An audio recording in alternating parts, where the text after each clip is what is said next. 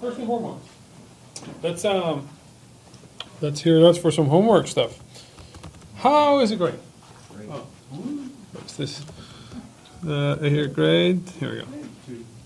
Not so bad. How many done? Two. Good. Okay. Here two. Here one. Okay. Okay. How many people have started the homework? Okay, good. Okay. Some of you haven't. Okay, that's fine. There's still time. It's due on Friday. It's a bit of work.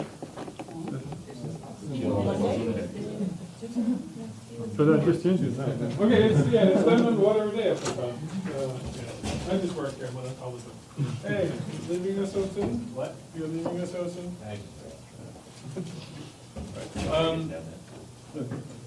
So, anyway, so you have a little bit of time, and it's good to get the party on the road. Any questions about any of the components? We went pretty thoroughly through the former string exploits, and that video is now up. The kind of thing we did last time, full walkthrough. So that should be good. We did a walkthrough through heap exploitation. We've done a walkthrough through Electromagnetic programming and libc. It should be pretty self-sufficient, right? Of course, there's in /labs, there's a Python code for one of the exploits, so you can kind of use that as a concert if you like. It's on Python. Anyway, so there's another one that I just another homework that I just put out, just for fun. So this is one of the big components of the course. It is this is Joy Lab, and we have here. Why is this old? Come on, here we go. Video presentations. Yes. So here, the intent is that you guys group up, so pair up. Groups of two, you create a YouTube video, a really accessible, wonderful YouTube video. It's a contribution to the world about some topic. And I have a whole bunch of topics listed on the document that we have here, the F15, this spreadsheet over here. If you look here at the very bottom of the spreadsheet, you see presentations.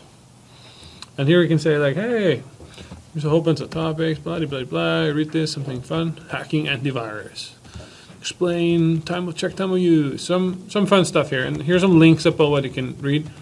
The way you reserve a topic is that you do like these people do here, and you put in a comment. Put in like insert comment here about the one you want. So it's first come, first serve in terms of who wants what. Put both your names, it's perfectly fair. If you're requesting access to edit the document, I will not grant it. Use the commenting. You all have ability to write comments. What we're going to do is have you guys read about the topic. You can ask me questions about it if you have any particular ones. Scout the internet, find material, make a really lively, well-rehearsed presentation that you'll be recording. I recommend something like Camtasia or any other software that's used to do video recordings. If you want to be really fancy, there's animations and stuff you can do. Depends on how far you want to take this. There should be something compelling. In terms of the depth of the topic, I want you to become kind of experts at the topic. So read up scientific papers that you can find about it, or any literature. Watch videos from others, from Black Hat and DEFCON and others talking about this stuff, or something just to give you the vocabulary to talk about it, to understand really simply what the ideas are. What is cool about this? What is the problem? How is it exploited? I'd like you to have a demo, if you possibly can. Some things are harder to demo, like Stuxnet. You're probably not going to take over a centrifuge. But for instance, somebody was talking about distributed denial of service attacks, and they just rented like 10 Amazon machines and then just like had them attack each other. That was fun. That was a cool demo.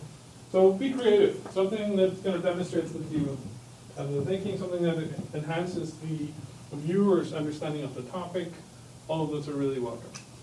You have about 12 minutes for his presentation, and then what will happen is that on November 28th and 30th, we will be showing the screen. Just get some popcorn or something and watch you guys speak. Totally fine. And then we'll take like 3 minutes of questions in between. So we'll ask deep questions about what's happening in the video, what are some of the questions, so you have to be prepared to answer.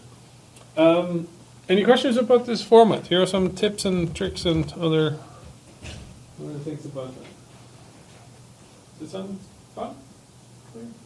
Okay, okay, fun, even, great, okay. Gotcha. Questions? Yeah? Can we use your opposite green screen? You can, yeah, of course. If you want to go all in. So Camtasia has support for that. I don't know if I told you.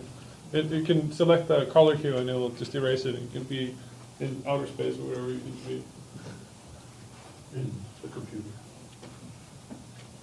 So that's fine. Just set something up with me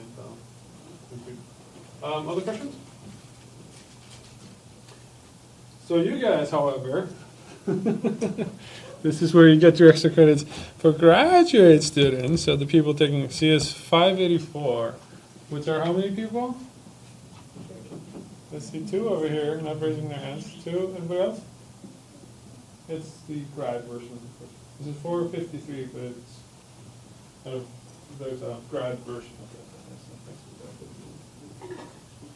Usually mostly being involved in a PhD program, but if you're unaware of being involved in a PhD program, we have a deeper problem.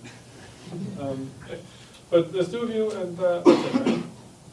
Okay, so you guys will also be accompanying this with a small paper, like a 4-pager, 4 to 6 pager about the topic, so like a little survey or something creative like that. And that's where you get your extra credits. We can talk about that separately, but that's the idea, is that you'll become true experts on the topic. Any questions? Oh, that's glad. Yes? So, if you go up your, Yes. sorry, in the Excel document, Oh, yeah. Ta-da! if you're doing the first one, Uh-huh. Say if you are. supposed to demo using an Apple device, because then the warranty gets void. Yeah, it sucks. So having an Apple device, doesn't it? Yeah. Take somebody else's Apple device. With permission, of course, yeah. Some sign something. This is a good question. Usually what people do is that they take a device that's already been jailbroken to show how it was done. You could show all the steps until the jailbreak happens, or you show exactly what happens, or you steal subparts of other people's videos and explain around it. You don't want to just piggyback on someone else and be like, oh, it's somebody else's YouTube video that I've embedded inside mine. It doesn't count. But you need someone to show what is this about, what is happening. In terms of jailbreaking, most of the videos are just about like, hey, here's how you use a tool to jailbreak. And I remember when I first heard people say, oh yeah, it's been jailbreaking my phone. I was like, how do you know that word? That's like hacker speak. Like, what is the breaking of jail? It's breaking out of a sandbox, right? And of course, they had no idea what they were talking about.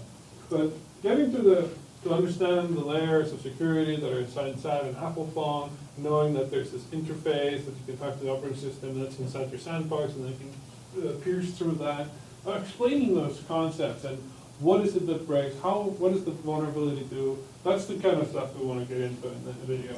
So the demo can be more kind of like, here's how a tool would be used, and we're going to go through what the tool does. Make sense? You don't have to avoid your beautiful iPhone or whatever it is that you. Or just find something that's like an somebody's old iPhone. I'll find something. Just could have fun with it. It's really fun. Cool. Okay, it's back. We have to talk about something else. So let's talk about this. Okay. So, any other questions? Yeah. Okay, so let's get started with something fun. I'm going to give you a choice between what we're going to start doing. I'm going to either give you a really fast kind of introduction of return programming, including a demo on Windows, how return programming is used against Internet Explorer. You guys want to see like a real exploit that's kind of a culmination of all this stuff we've learned against the platform you probably recognize a lot more. Does that sound like fun? Or do you want to talk about side channel exploits? And it's going to be kind of more of a historic presentation, more of a popcorn time. The reason I'm giving you a choice is because I don't know how long each of these components are going to take. It could be that I'll have to do one or the other. But is there a preference? Side channels? Okay, let's start with side channels then. And, maybe show you the demo at the end of the thing here. So what is a side channel attack? So let's think about security. We've been talking a lot about application security. Okay? So if you think about how we deal with making something safer, you think about safety aspect. What are we trying to do? We're trying to somehow make a statement that, like, hey, for instance, if you have a crypto system, it actually fulfills some properties, right? We haven't done a lot of this yet. We will be doing a little bit more crypto. But if you want to prove something secure, you usually do it by saying, hey, here's a model, and within this model, things are safe and everything's beautiful, right? Except, if you then take the next step, you realize that, yeah, in mathematics and in theory and all, everything works, right? In theory is like practice, right? With practice, So, we can provably secure some items within a model. So we can say, like, for instance, this small operating system kernel here, it is, for all intents and purposes, completely secure. It's not going to be, you can't leak any information, you can't change any control flow, you can't do this and that, right? Or TPM, trusted platform module, something that's used out, for instance, on your, supposedly used on your phones or inside your CPU to kind of do computations for cryptography and all things like that. But effectively what you're doing when you're doing it, you're saying, like, hey, some things just cannot possibly come up. In our model, it cannot be the case that some adversary comes in and retrieves information from here because it will all have been prohibited. And in reality, all these things have some physical presence, right? They're all living inside some real environment.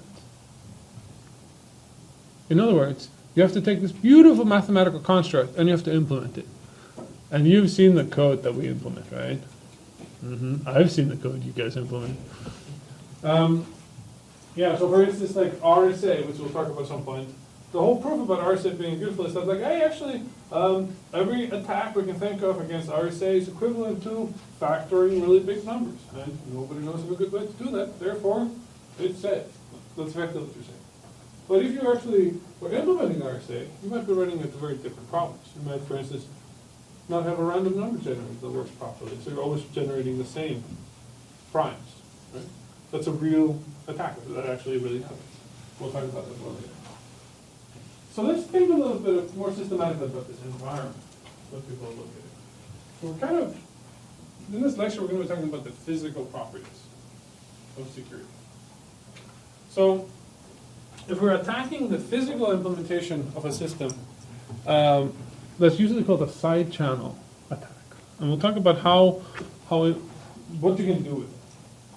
So, in particular, a side channel attack is where you can somehow correlate state of the computer or of the algorithm with some physical measurements. As I say that very abstractly, can anybody take a guess at what kind of stuff would be useful information about that you can measure physically that would tell you something about the internal state system? Wasn't there something released that the fans on some computers like followed I don't know, an algorithm or the IP address or something like that? Oh yeah, that would be exactly a type of a side channel attack. Like you listen to the fan of Derek's computer and you can hear his crypto keys or something like that, right? You see that like it powers up when there's heavy computation, so you can at least figure something out about what you're running, which is a kind of a privacy violation. We can go even further than that. If you can exactly hear the minutiae of what the fan is doing, you might be able to get a lot of information. Let's take a whole bunch of examples. So this whole class is just a bunch of examples. So we'll take examples about timing effect. This is my favorite side channel. It's about measuring the time between computations. Why would that be useful? Well, maybe you branch or you do something different based on what's happening to the computation. Suppose you're authenticating someone, right? And we're checking whether or not this person is, for instance, yeah, we might be authenticating, seeing whether or not an email address exists.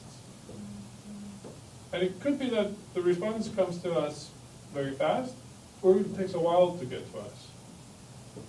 Just depending on what address we put in.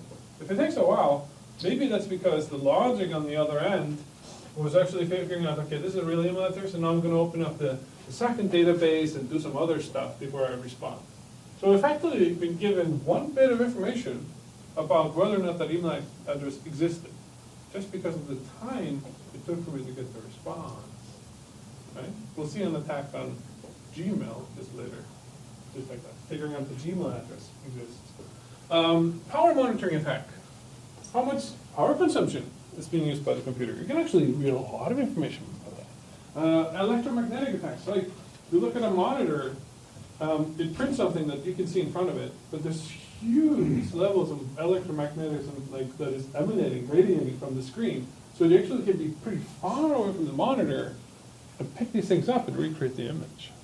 It's called tempest attack. This scared the NSA and all these military guys for decades. Because apparently the Russians were really into this. Acoustic attacks, listening to the sounds emitted during computation. Or differential fault analysis, figuring out like, hey, if I provoke this box that I bought here, if I do this and make it fail in this way, I may get a lot of information about what's happening with the internal state. Right? You can maybe figure out the key that's embedded on my DVD player or something. Data remnants, figuring out that data that somebody thought was deleted is still there. Extracting that, it's still there after this. For instance, like that memset thing. Or what if you could do that with the iPhone or something like that, right? You thought you deleted something, but actually just changed one bit that said deleted without clearing all the rest of the data. So let's look at some of these attacks here. Yeah, that is me. Okay. I was having a lot of fun at YouTube. So this is actually an operation called Engulf in 1956. There's some history lessons. Pack your popcorn and all that stuff. So in 1956, what's the situation like in Egypt? Anybody? Any history buffs here? Suez Canal, right? Yeah, very good. What? Tell me about the Suez Canal. What's the? I think Britain was fighting for control of it, and that's all I remember. Okay. Yeah, that's exactly the starting point here. So what's happening is that there's a president, his name is Nasser, and he wanted to. There was this Suez Canal, which is a very important part of this. I thought I had a picture of it here.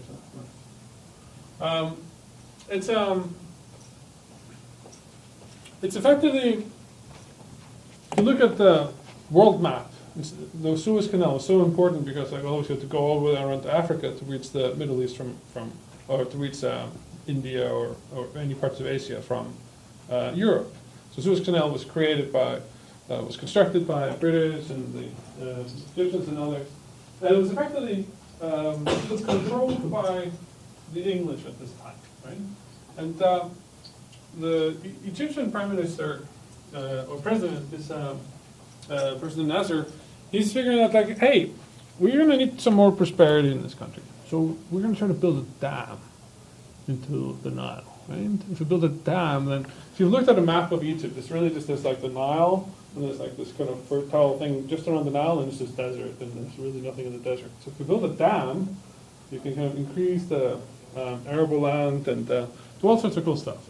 But to build a dam, you need a lot of money. And so what he would do is he would turn to the British and the Americans and ask for money. And they said, no, we're not going to fund your dam, we're going to give a dam. Right? So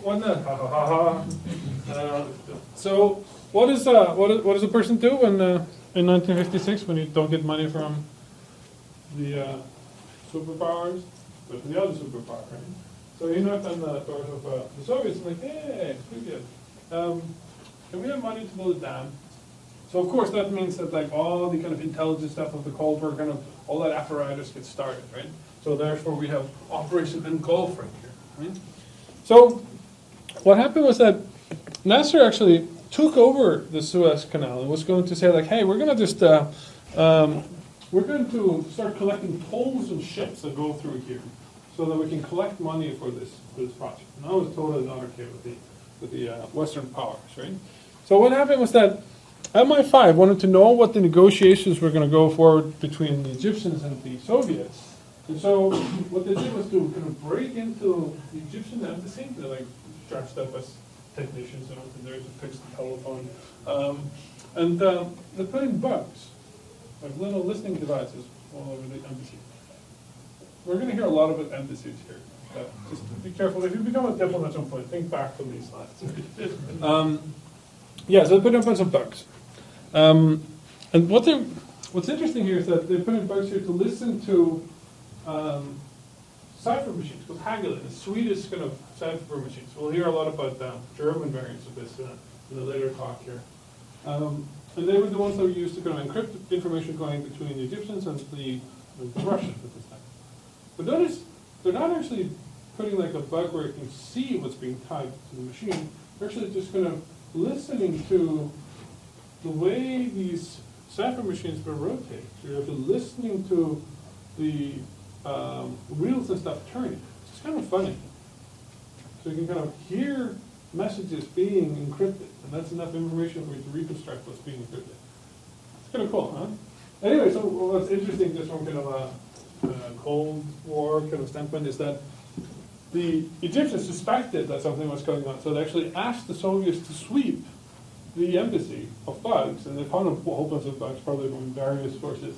And they saw these bugs, and they deliberately left these bugs behind. Why?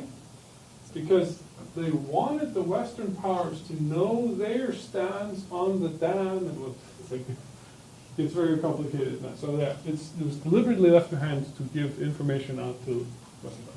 Really, fun to look at this kind of spy game.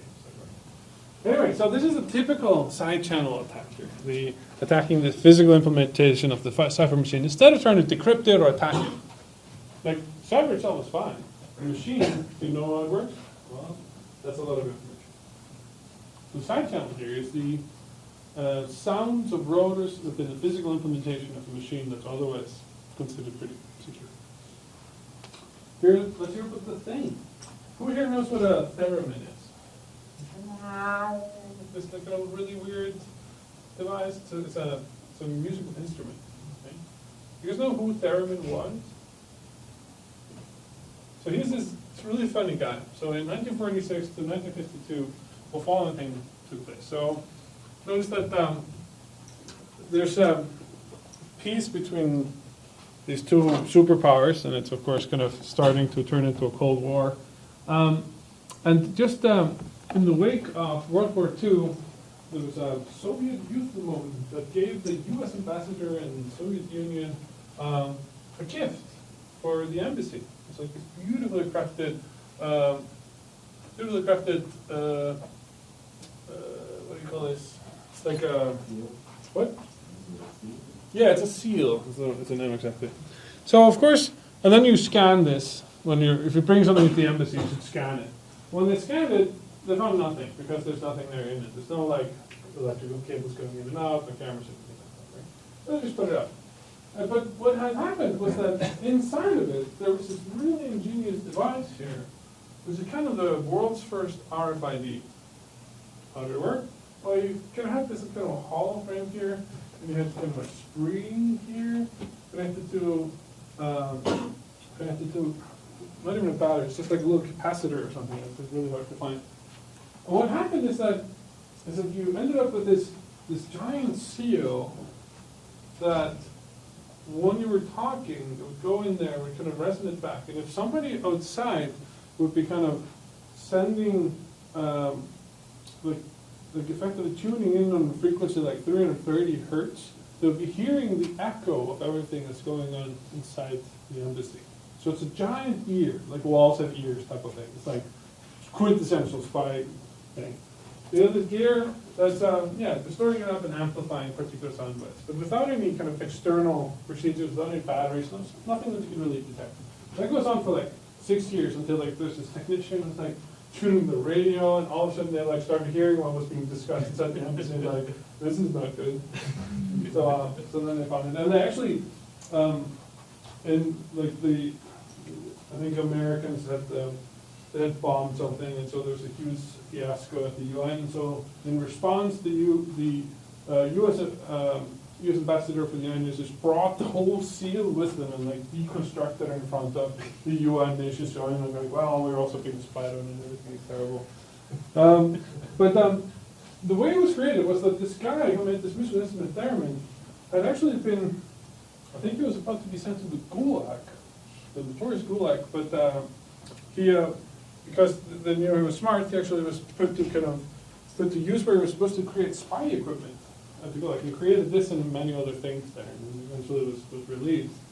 And this is going on for 6 years. This just shows the extent to which these hackers work. We'll actually hear about another one from Theremin a little bit later. Actually, no.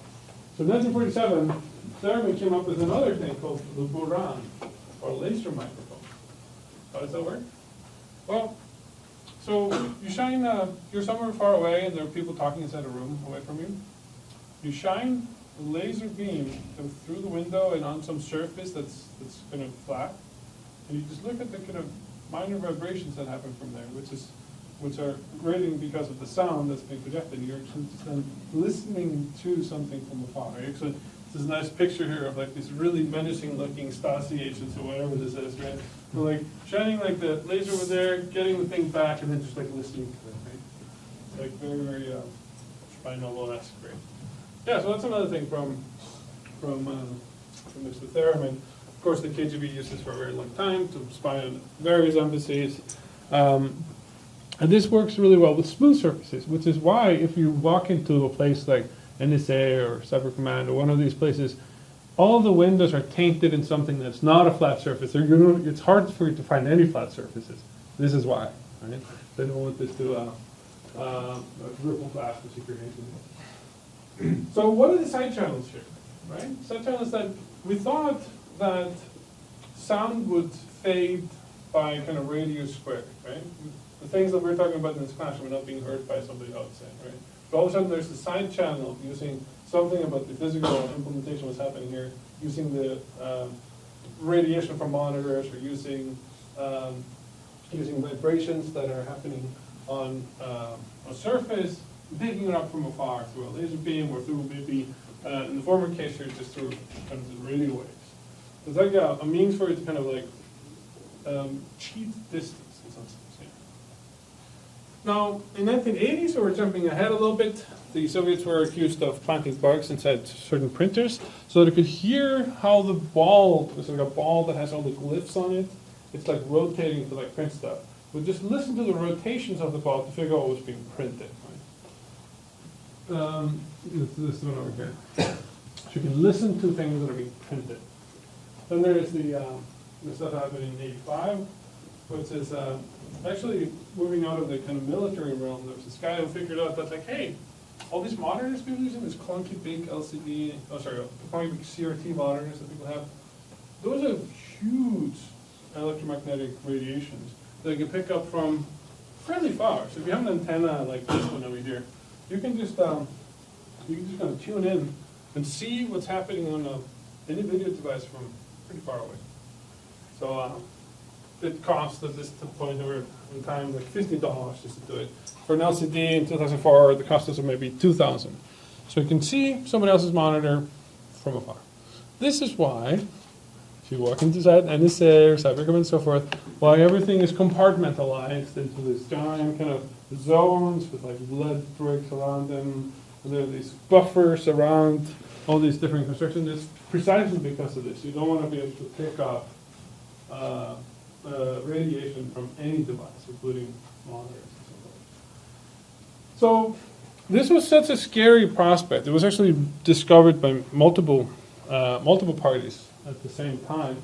And at the time it was being discovered, shortly after the Second World War, the Americans realized that the Russians were way ahead of them in this. So they came up with a specification that's now been declassified called Tempest, which is to say like, hey, if you want to protect to a certain level some of your screens, here's like, you need to have like kind of counter waves at the same frequency, and then you also need to have a certain distance. So what is this one here? This is shielding, yeah, this is like how thick your shield should be in terms of like the number of decibels that you're required to span the channel with based on the frequency.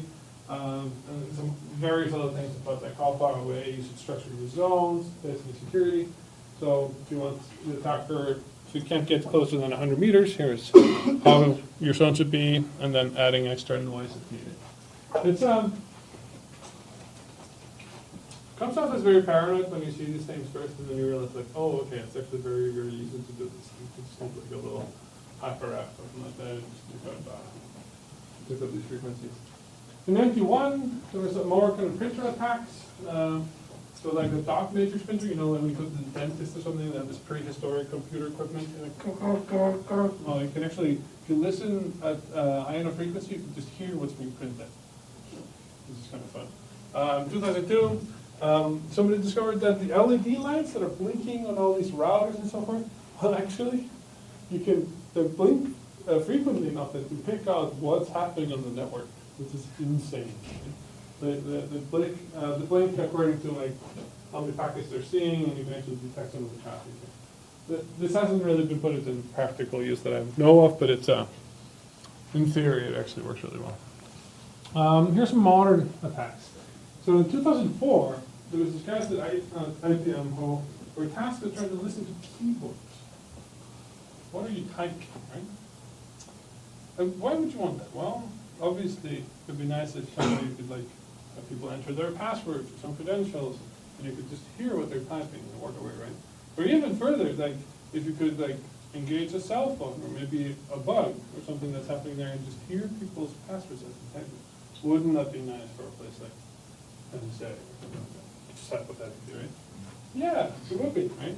So here's some of the first research that we know about into this. Of course, there must have been more research happening. It's still classifying. So they found that they were looking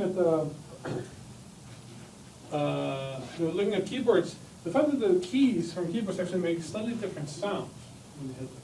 Not just the hammer of the keyboard itself, but also the fact that as soon as you hit something down, you're sending a little signal. This is the ASCII code of what character you click. It's being sent to kind of the controller of the keyboard, which is then sent through USB or whatever protocol you have. And that sounds slightly different if you listen to it from afar. They also found the same thing happening for ATMs, which has obvious implications. Right? So the year after, these crew at Berkeley started to actually try to see how practical they could make this. So they took kind of a machine learning approach where they just effectively fed it information about what different keys sound like. So they repeated each key like 100 times. And then they were able to reconstruct with pretty high accuracy what was being typed. And in 2005, even more improvements from this trio over here, where if you know that what is being typed is English text, just by listening to how you type it, you can recover 96% of what it is. No training required if we have enough data from 10 minutes of recording. That's pretty eerie. 2004, Ymir, this is the S in RSA. He and Tromer, they were starting to use timing attacks against CPUs. Well, what does that mean? It means that you're trying to somehow figure out, based on the ultrasonic noise you hear from the CPU, like with the capacitors that are on the CPU or on the motherboard, you can kind of hear what types of operations the CPU is doing if you have enough frequency of picking things up. And you can actually, a few years later, they figured out that you can actually know enough to listen to your new PG key or PGP key through a cell phone. Let me just reiterate this point. If somebody calls your cell phone and you're encrypting a message, there's enough information coming through the cell phone connection that you could pick out what your key is just based on the computation, right? This is from the ultrasonic mode. So they were able to extract the 4096-bit private key by listening to the computation, which is ludicrous. That's amazing that you can do it, and so scary. 2007, Dan Bonnet and two others, they showed that if you're just looking at the timing information of TCP packets, even if it's fully encrypted, HTTPS, You can infer things like, how many Facebook friends do you have? Just by seeing how long it took for Facebook to respond to you. What is in your shopping cart? Based on also having information about how things have been collected and so forth, right? There's, if you guys remember Tor, how many people know how Tor works? Okay, so Tor, Tor is this idea that like you have a whole bunch of people, a whole bunch of computers that are effectively been strung into effectively a big random network, right? So packets can move back and forth. The idea is that like if you're this person over here who talks to one of the ingress nodes here, suppose there's a whole bunch of these, right? You have a connection over here, then you can tunnel through this in a way that nobody can really reconstruct because they can't monitor all of them, and then come through an exit node and then connect to that, I don't know, kitty.com or whatever it is that you want to see. And now kitty.com, all they see is that there's a connection from the exit node, and they have no idea who the originator of the request is. That's Tor in a nutshell, right? It's called the onion problem. So this is used for all sorts of nefarious things, of course. This is where the dark net of the internet lives. It's through this, but it's hard to detect where things are from.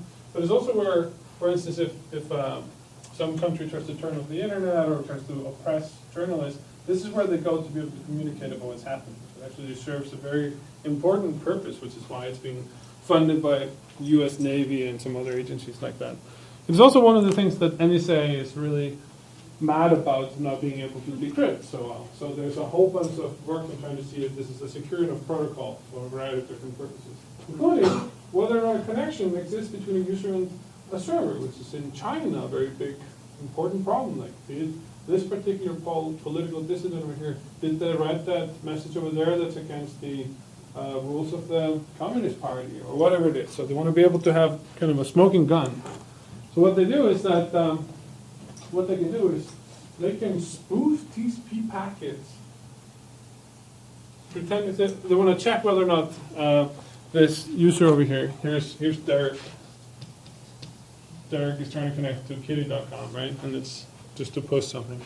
What they can do is that they'll spoof a packet to Derek as if it came from this server here, which we'll call A, and here's the exit node called B, to say like, hey, actually, you didn't get the last packet and so forth, and the rate of your connection is too high, so you should half it.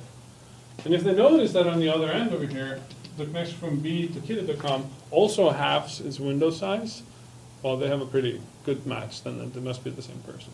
So there's an example of a side channel attack against Tor. That was a big problem that they had to deal with. In 2011, thermal imaging. So some person just put on this magic goggles from X-Men or whatever, and started looking at the keypad of an ATM after somebody's been using it. And then up to a minute after, this is what it looks like. So what is the password?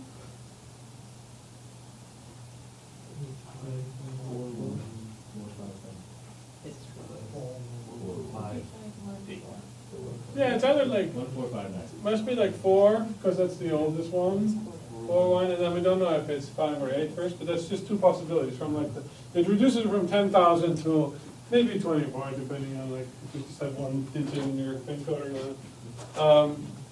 But yeah, up to a minute after, you can just look at the keypad and see what happens. Right? For a little while, ATMs actually had different sounds for different buttons or something. It's the stupidest design I've ever heard of. But you can imagine what the attack would be like. But this is not such a similar. How do you defend against this now? Defend against this one? Yeah. Chop off your fingers, use something. I don't know. I think you try to use. You keep the ATM in like liquid, cold environment. I've seen some keyboard that has a small screen on each key and it is randomized. So each time is a Yeah. That would be interesting, right? So here's the thing. And so my dad actually he works with ATMs a lot, and so he has to undertake all the different attacks that happen. So here's what happened in the world. You had massive surveillance apparatus being developed by Stasi in East Germany and by the KGB in Russia. And when East Germany imploded, the people working in this with this expertise, they kind of proliferated eastward in Europe. And so they actually set base in Bulgaria and some other places like that. So you have a massive production of espionage equipment as well as kind of like this clandestine operation equipment from Bulgaria and various other countries that are kind of low income but technically savvy. So what you end up with is that you have this very professional looking films that you can kind of put on top of a keypad of an ATM that you really don't notice unless you're looking for it, called a skimming device.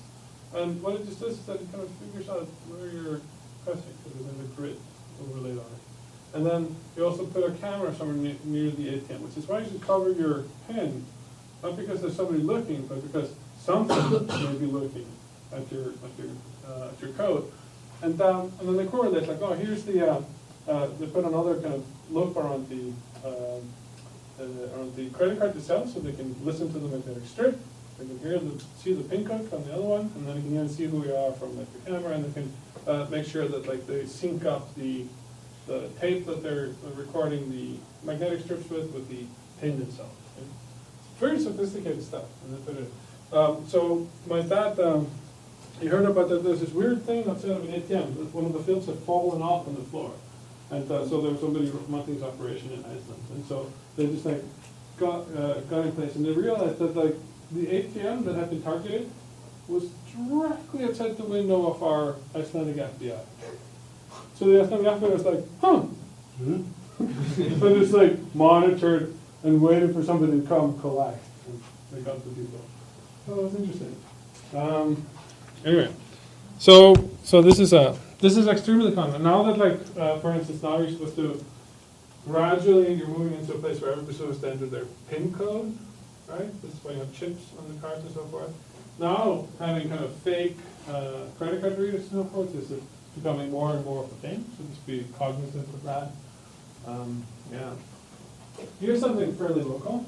The trainer is all Electromagnetic Tech is able to show that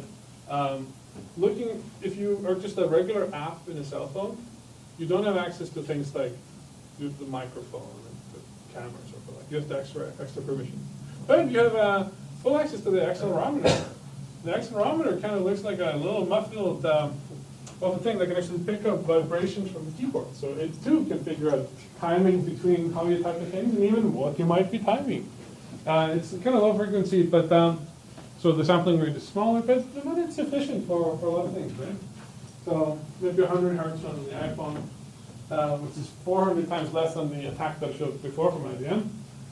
But they took a slightly different approach, which is just like, hey, let's figure out let's figure out the time between key presses, right? So if you think about how you type in on a keyboard, right? It's easier for you to type with different hands, but if you're using the same hand, you kind of physically have to move it somewhere, right? So if you just look at the keyboard as being, this gets into modeling. You can use a hidden marker model here to model the keyboard. You can say, I don't know what was pressed. I know that this is a timing sequence that I saw. What is the most likely sequence of keys that was pressed to produce the timing sequence that I saw? That's the question you ask the hidden marker model. So they just have like, they had like a learning test that figured out like when people type these different things. Here's what the timing looks like, and you kind of start learning in a supervised way what regular kind of typing sequences look like. And then they just during the attack, they said like, hey, here's a dictionary of things that people regularly type. Let's figure out the timings that we saw from the accelerometer and just predict it based on regular, based on just a neural network or something.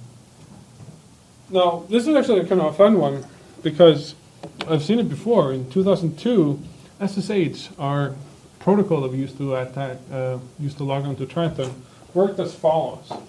You typed in, suppose you're typing in your amazing password, right? And so you type A, and there's like an encrypted packet. So you can't see what's inside the packet. That's sent to the server, right? And then you type the next part of your password, which is of course S, and then D, and then F, right? Because that's what your password is, isn't it? But if somebody's monitoring packets that are going to the server, even if they're all encrypted, the relative time between all the key presses tells you a lot of information about what the password might be. Right? A is the F, for instance, you would probably type with one hand, right?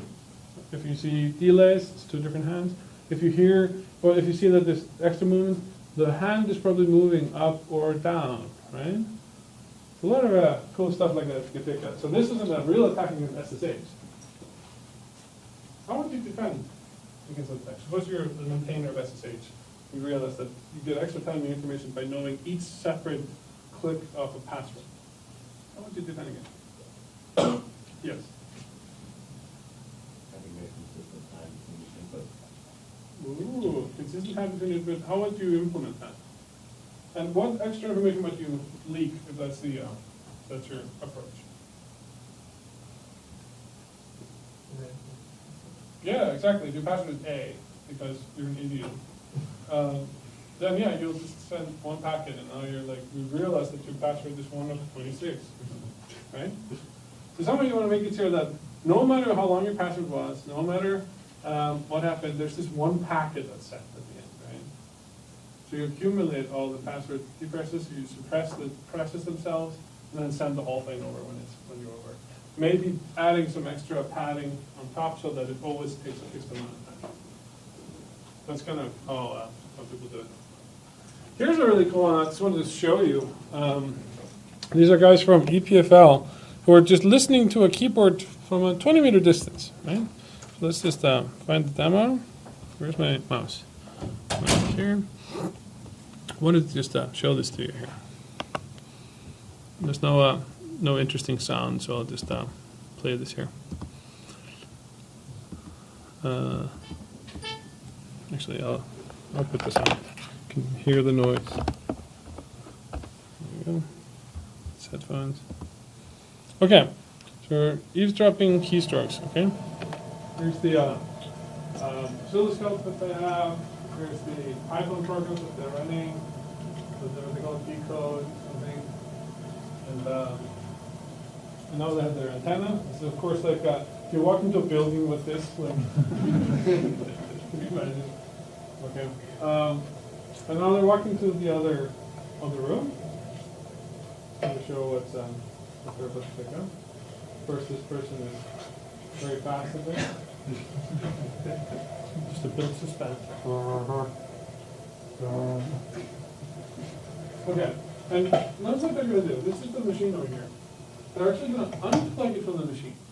And at the kind of a first glimpse, this seems to be making the problem simpler, right? That's not a part of the problem. It's just like a keyboard, and it's like no other noise. As it turns out, this is actually making the problem harder, because if it is plugged into a machine, if it has all these things, there are various amplifications that happen with all the noises that are happening, and you bypass all of them by simply unplugging it. It's actually the hardest way of running an attack is against just the plain keyboard. It's kind of interesting that this is the case, right? So you're not listening to the USB bus. You're not listening to the conversion of the ASCII assembly. You're not listening to something happening in this machine. There's just keystrokes happening, right? And that's enough that this person here who had to pass with like certain members of my family. Right? And now they try the keystrokes, they keep coding it, it's up, and they figure out that it's password. Scary, huh? I know what you typed up to 20 meters away. Right? Fun stuff. All right. Where were we? So some of the stuff that's happening today. Identifying Google users. I told you with Gmail, right? So how do you know if suppose you're on a website and you're a JavaScript website? Now I want to know who the person is who just logged on. Do they have a particular Gmail account? What could I do? Well, I could link to a picture that only an authenticated user could look at. Right? So I can link to something that I know would be in the inbox over there. So that means that I'm going to get an error in JavaScript, and it's going to take 891 milliseconds. Okay.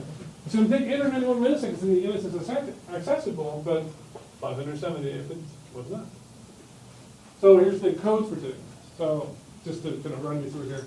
If you're running several tests of how long something takes, then you just try to say like, hey, I should have access to that document over there, but I should not have access to something else over here. And then you just kind of create like a dynamic little page that links to these different things, and then you put in a callback for any errors that take place.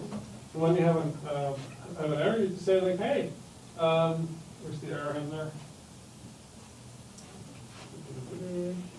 Function here. Here, you just get the time, you put a counter over here, and then you set another time limit. So now, you're just repeatedly going to put in a page that either has access and doesn't have access, and you're just going to measure how long did it take for the on error thing to get triggered.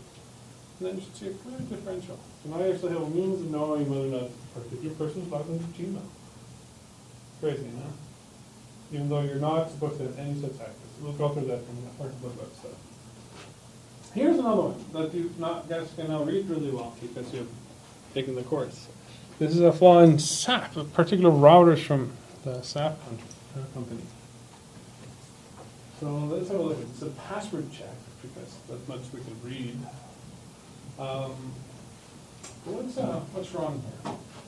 So you can go through and you can see like, okay, okay. So what you would do in this case is you probably try to rewrite this into something you understand. So here's what the C code would look like.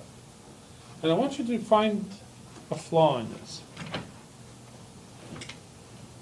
So you have access to try to log on. You're inside the part of the firewall where you're going to get rejected if you type in the wrong password. You can't exit where you are.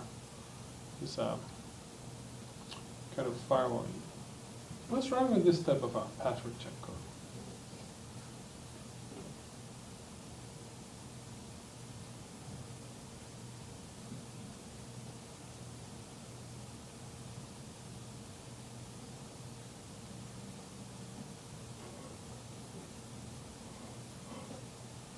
Somebody sent you an answer?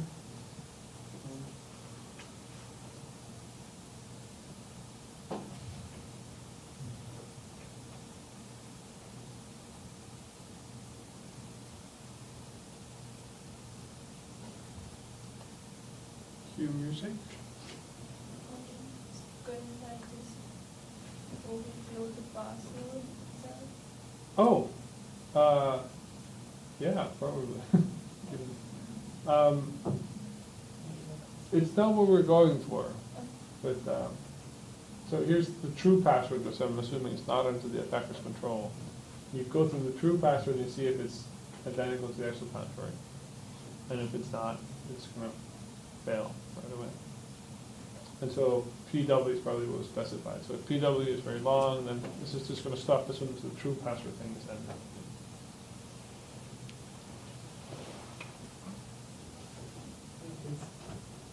Return -1 you can know the length of the user-supplied password because if it's not as long as the true password, it's going to finish early. Yeah, you can get something about the timing information. You're saying that the binary thing you get is the length, maybe. Not even binary, you can get possibly a pretty good estimate of the length. You can do better than that? You can cycle through each character to see at what point it Ah. stops. So if you cycle through the password A, B, C, D, whatever, you can sing it if you like. Just go through that. Then you're going to get a lot of failures, but one of those failures is probably going to take a little bit longer than the other. Why? Because it was the right character.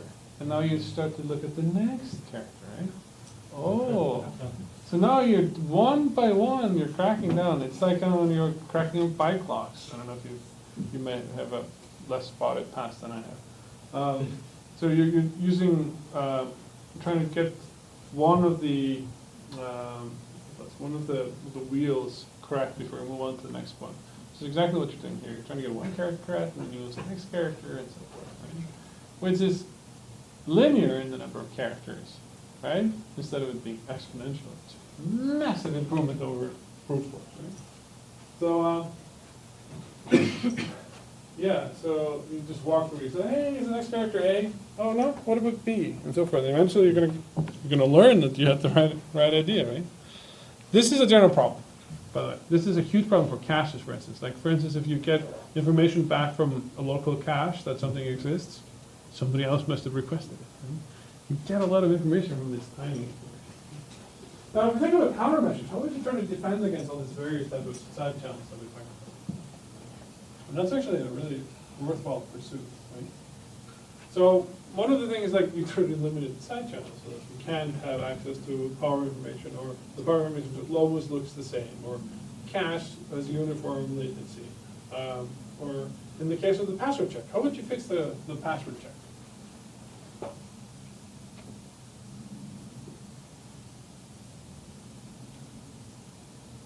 Always pad out the length such that it's longer than what the time would be for the maximum password length.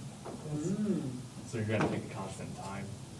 Yeah, so maybe at most what you would do is that you would record while you're doing it, so you always do it the same way. You never break early, but you just have a little variable that says, have I failed so far? And you're still going, like, oh, I know I failed, I'm just pretending, like, oh, it's all terrible. Like, oh, I failed. So at least you have the same time for that. Or you can pad it all up to like the same exact delay, right? You could add random delays, but that actually turns out to be not safe either. Oh yeah, you can put the whole government buildings in a big fire page. This is kind of what they've done. There's like this tempest and anti-tempest measures here. You can jam the channel, send extra information there, so it's harder to distill real information. Or you can add random delays or delays, which is tricky to get right. Happening though, right? You can let execution paths not depend on secret information. This is an approach called PC Secure, which is that if you look at the branching of a program, like suppose you're tracking a DB, and you're taking an if sentence, or you're doing some sort of jumps or something that are based on the information you've been processing that you know is secure information, well, you need to then figure out what would have happened if you had not taken that branch, and make sure that none of these paths exit sooner than any other. So you would be able to detect something like this password. By the way, this password check stuff, this is everywhere. This is an extremely common vulnerability. Timing attacks are really, really good. Predictably mitigating timing attacks, there's some automatic frameworks for this, where you can just like program in a language that kind of understands what timing attacks are. Or you can do the second approach, which is kind of interesting, which is to remove any correlation between the original data and the signed. Now, this doesn't apply everywhere. The best case that I've found for this is in crypto. It's called blinding. This may make more sense when we actually talk about RSA, but the idea is that you're doing some stuff with your RSA key, which is a multiple of 2 big primes and so forth, and the timing attack will tell you something about those primes. So what the idea here is that, like, well, before you do any of your operations, multiply the whole thing with a random constant, do all your operations, and then divide by it at the end. So that you're always working with something different. That's not your true data. And that works with in crypto, but like in the other cases, it's a little bit more mysterious how you would apply that same idea. So that's a whole bunch about side channel attacks. Now we have 15 minutes here, because I did this in kind of an express fashion. And I want to show you a little bit about return-oriented programming. Now this has nothing to do with that. Here. So let's see. I'm going to just go through this really, really fast here. We've talked about all these different approaches towards binary physics, right? And you guys are applying it now. Enjoy that, right? Yes, yes, yeah. Yeah, good. And normally, what's happening, the scenarios you've been encountering is that there's some malicious code or computation you want to run. There's some way of diverting the control flow of the program to that bad data, right? That's normally how things work. Okay. So if you want to, so this is called control flow hijacks. And if you want to try to defend against it, what we've seen is an X. So try to make it so that you can't do number one, which is diverting something into the bad code. Now the problem is, of course, that there may be that the bad code is already in the program. It's the ROP thing, right? The return-oriented programming. So you can use old code here. So it's like return-oriented programming is like a ransom note. Instead of cutting letters from magazines, you're cutting out instructions from the text set. Is that what it is? Yeah. You read this.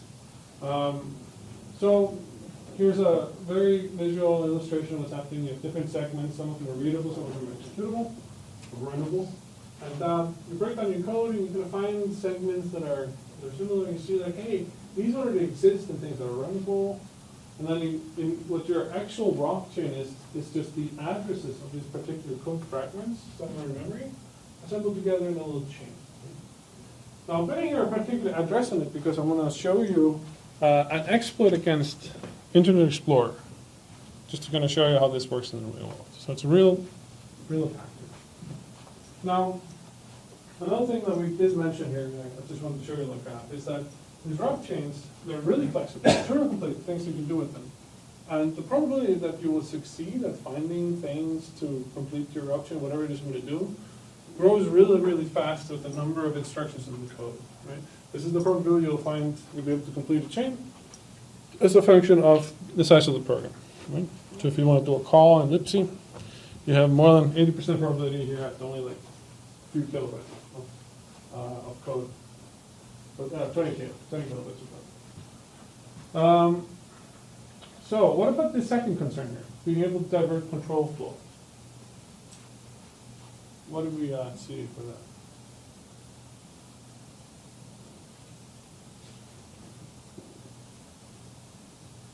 We have some different set of defenses.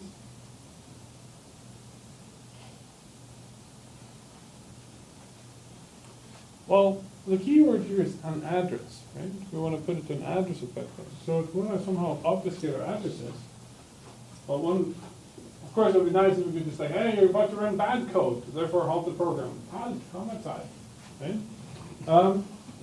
The thing is that this statement over here is not implementable. In fact, it's not really computable. Right? This is undecidable. How do I know that I'm about to do something bad, right?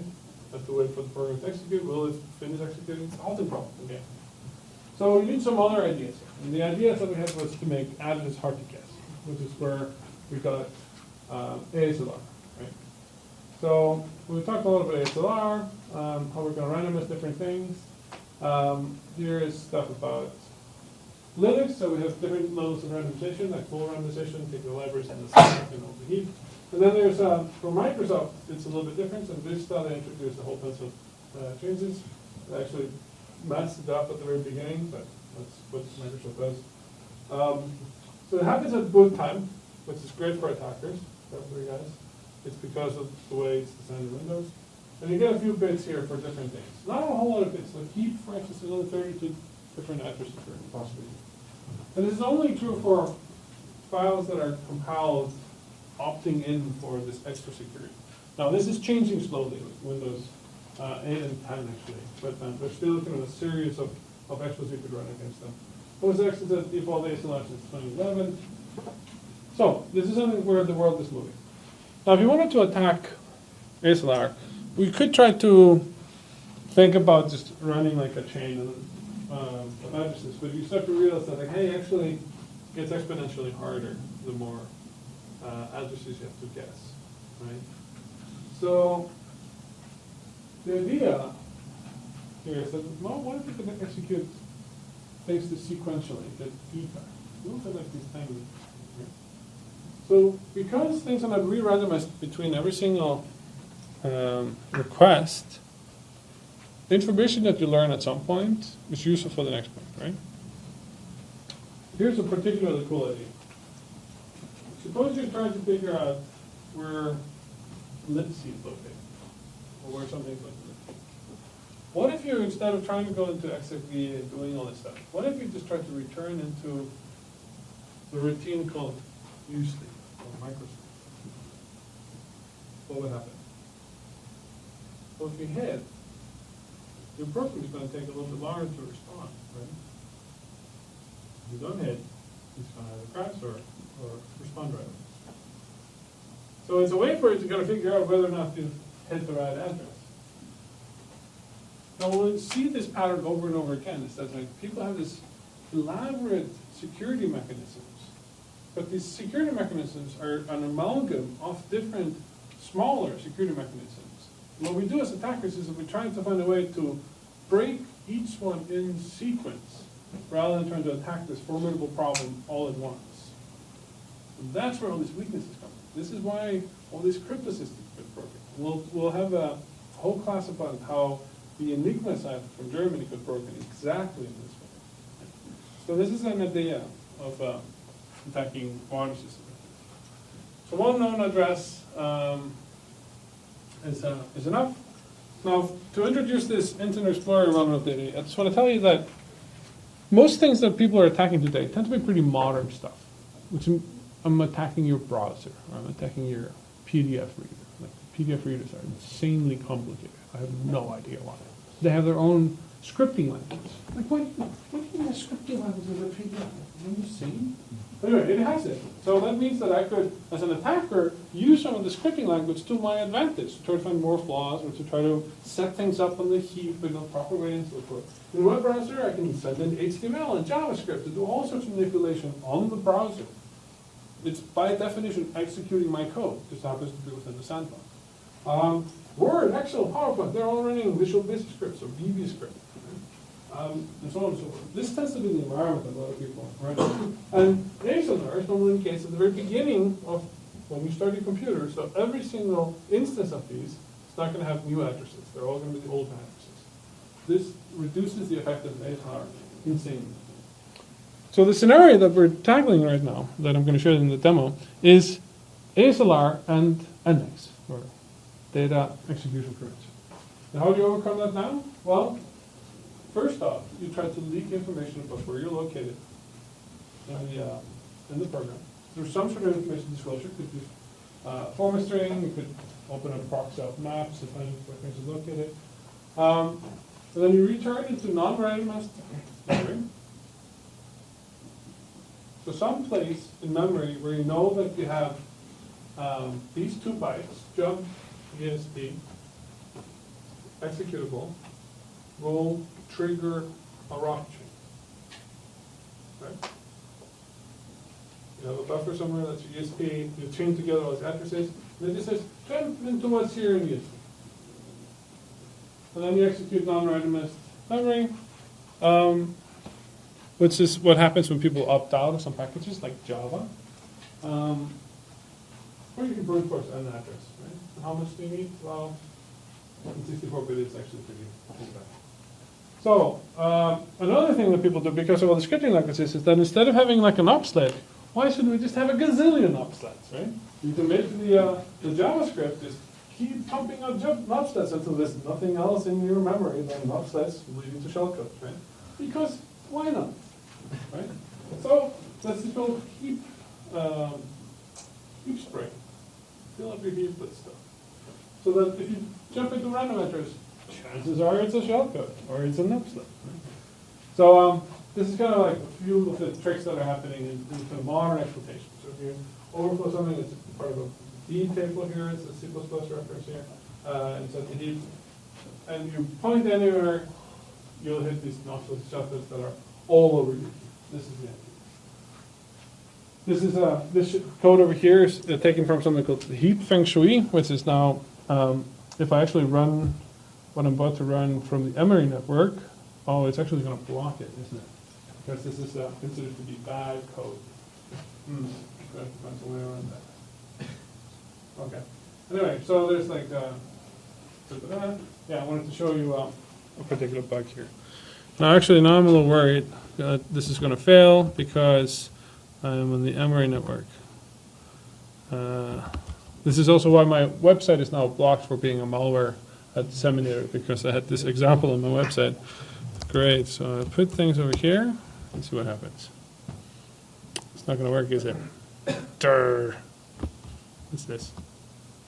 No. Okay, so it's really, like, that's what happens to demos, is that they just don't work. Here, I'm going to do something else. I'm going to disconnect from, this is my little virtual machine here. I'm going to disconnect from this Emory network over here. I'm going to go to Eduroam, see if that works any better. Let's see what I have here. Yes, damn it. And now you're going to, because I've told you, now you're going to listen for my password. Let's see if I can use this one instead.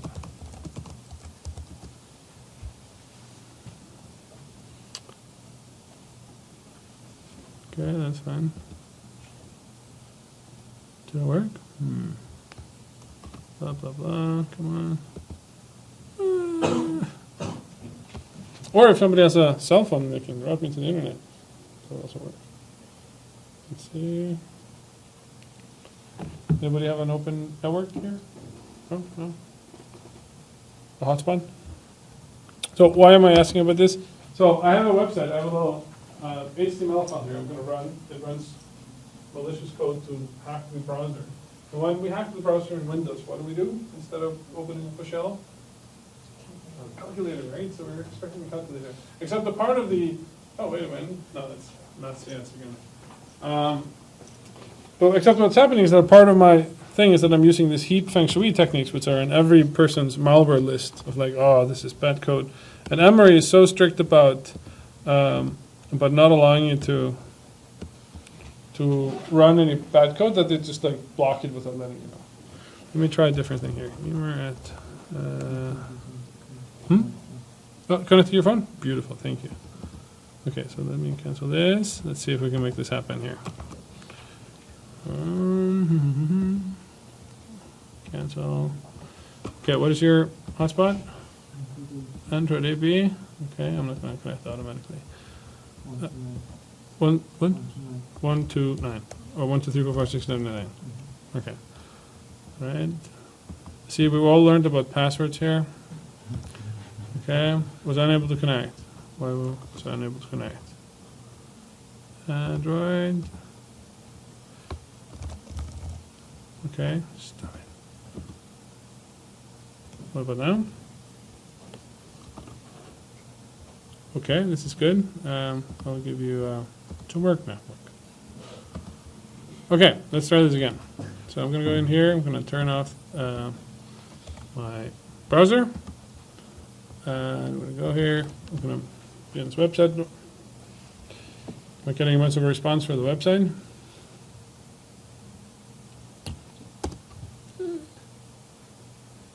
Hello?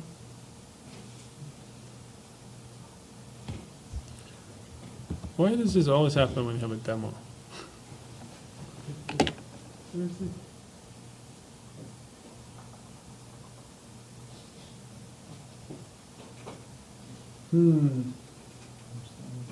What? No, that's fine. Thank you for trying. Okay. What do we do? I can do something else here. I'm going to show you this work.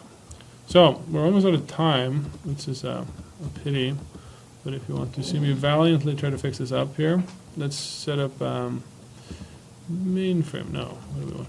What is a good machine? 4. I could try something here. Oh, I'm not connected. I'm going to try to set this up and show you what's happening.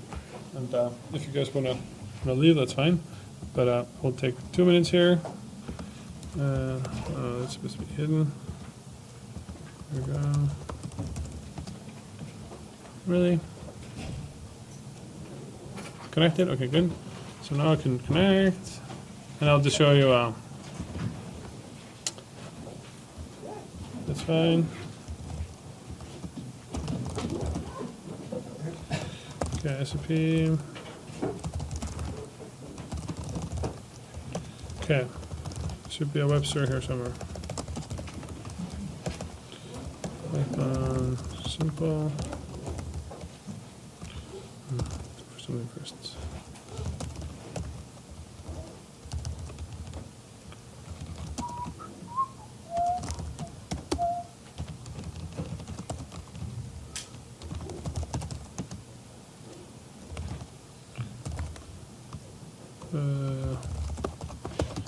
There we go. Let's just get the files local, see what happens then. Aha, it's looking better. Okay, here's temp, and what's a service HTTP or Apache? TCP. apt-get install. Do I have Python?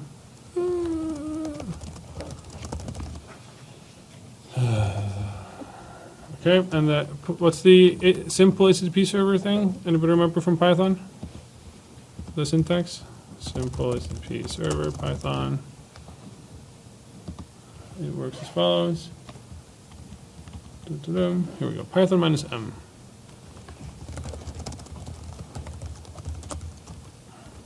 Uh, 80. Oh. Oh. Something is already listening.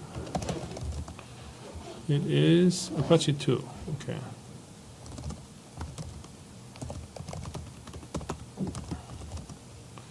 Apache 2.config, where is this?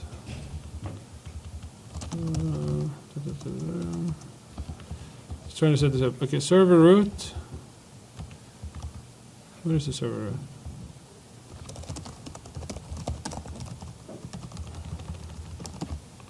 Come on. Okay, then var, it's, oh, here we go. Var www.html. Okay, this is index. So let me just echo. So index.html, let's see if this works. So core.cs should say there we go. Okay, so now I'm going to copy everything from here. And I'm going to type here this slash non-dep.html. Okay, this is looking better. Good, okay, so now let's go into the virtual machine. So normally, of course, you'll be just navigating to various places. You go in here and you enter a website and it's great, and you click a link. Then let's say that the link that you click is this website over here. Come on. Yeah! Okay, so what just happened? I just ran HTML code that found a flaw, and I can show you a slide about this. I know I'm out of time, I'm sorry. That does the following stuff. Where's this? Come on. Okay, here. This is the HTML file. Just simple JavaScript does something. What is it doing? Well, actually, what it's doing is creating buttons and then removing the buttons. So it creates like a form in between here. And when it removes the button, there's still a pointer held to it. So it's a use after free vulnerability inside how Internet Explorer deals with JavaScript because of this red line over here. And so then we just put the random stuff here into the class thing here. So we override that. So it's like an element here that's both in use and not in use. So we put backcode into there. It's kind of like, you know that you're pointing to this guy over here, and then you just like replace it with something else, right? So it's in use up to free in like a location. And then we evolve it, and then we put in a whole bunch of code. So it's like our little rough set goes in here. And then we, so we spray the heap with a whole bunch of stuff. And here's the full exploit. This is just like a slight evolution of the thing that was in the previous. This is the full exploit. So, now you've seen a Windows exploit against modern defenses. Congratulations. Thank you, sorry we're going out of time.